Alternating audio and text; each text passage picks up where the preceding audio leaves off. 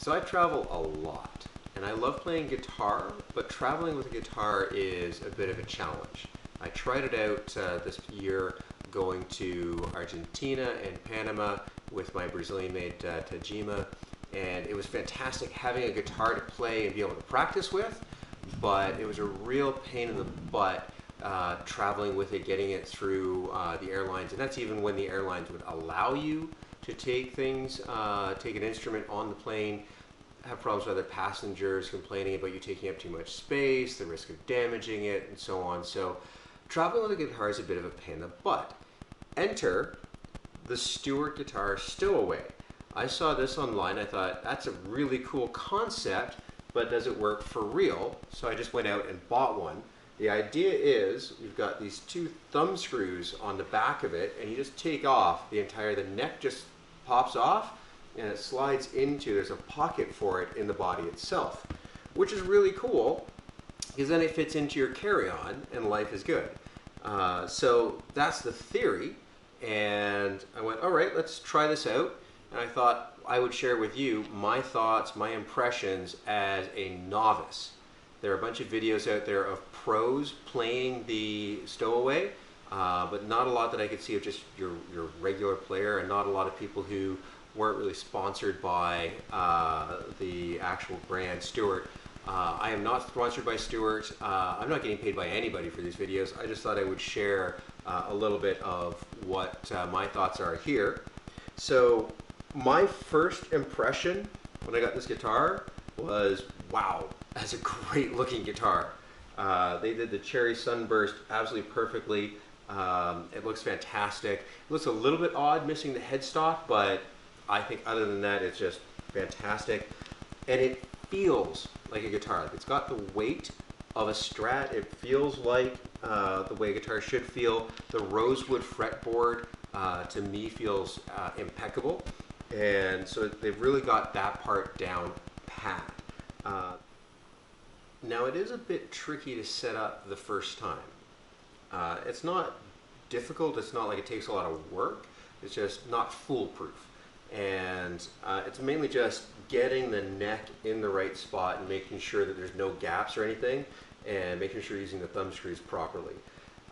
So that takes a little bit of practice to manage to make it happen, but it's honestly not that big of a deal. It doesn't take you that long for sure. It's like, you know, you can do it in under a minute. Again, it's just learning how to do it properly. So not foolproof. The other trick is it does require some adjustment. So when I first set up this guy, I did have to adjust the truss rod. And that makes sense because it went from Texas, which was bone dry, to southern Ontario, which is, here it's been raining every 10 minutes. So humidity, temperature changes, all of that. If you get too big of a swing, you'll notice that, for example, on this one, the action was way too high when I got it. And totally not Stewart Guitar's fault, just changes in environmental conditions, and you'll run into the same thing traveling, and you'll run into that with any guitar. It totally makes sense. You restring a guitar, change from one geographic location to another, and suddenly you have to make some adjustments. So not too big of a deal, just put it on and just be ready to make some of those adjustments. And the other trick I find, the tuning on the Stewart is done through some nuts on the bottom.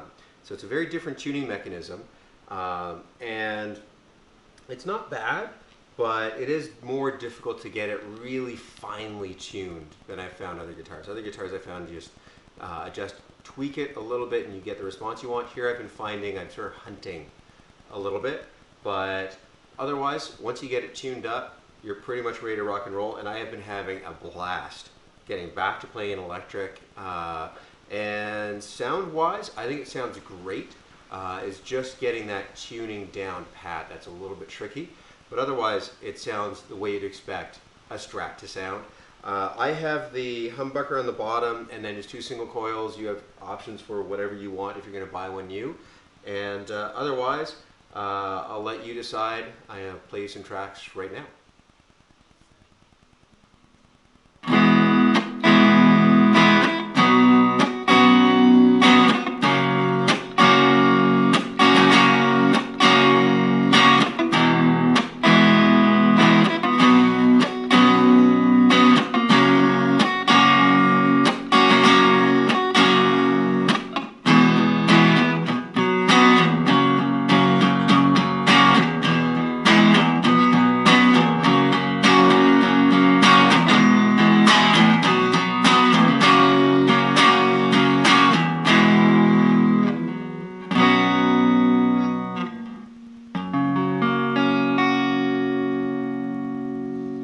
So I'm playing this through Katana Boss Mini.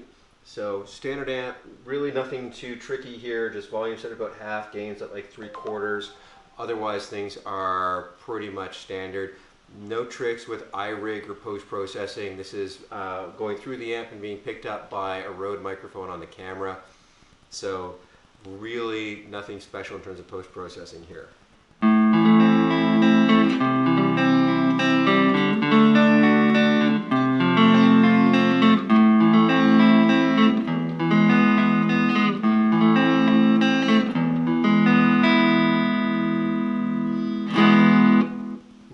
So again, I am somewhat of a novice. I've been playing guitar for about a couple years. This isn't meant to show off, you know, being an excellent guitarist or anything like that.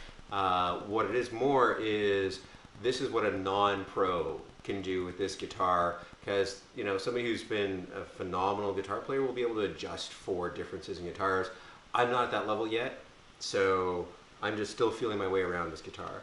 But let's turn on a little bit of distortion here and see what we can do. We play some good old standards here.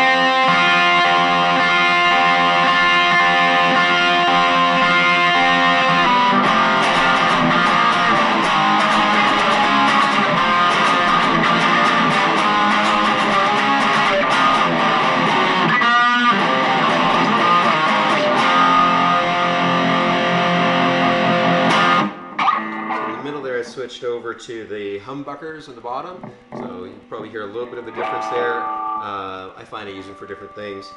Again, novice guitar player, so not totally familiar with all these, and I don't think I've had a 3 pickup guitar before, so this is a new one for me.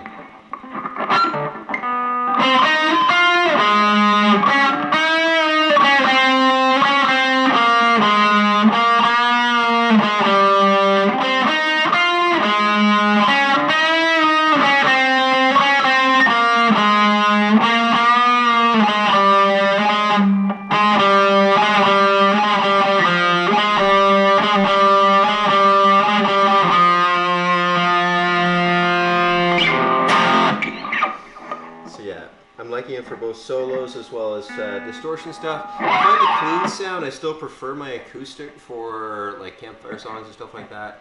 You know, I can't quite get the tuning the way I want it for things like House of the Rising Sun. But in terms of playing rock, hands down, I'll go to this every time. Anyway, so those are some of my initial impressions of it. Still getting used to the guitar, but absolutely loving it so far. I've been having a blast hanging out here at the cottage. Just rocking out, whether it's Nirvana or playing stuff with Musician or playing old standards like House of the Rising Sun and Lightning Crashes. Definitely, if you are a traveler, I would recommend checking out this guitar. I think it's fantastic. They apparently have a money-back guarantee. I don't think I'm likely to hit it unless I discover some fatal flaw, because so far this is by far the best guitar that I could travel with, that I have had my hands on. Probably even better than the Tajima that I had before, at least for me. It's not to say that Tajima is a better guitar, just that this one fits me a little bit better. And so definitely recommend looking into it, or grab one and see where it goes.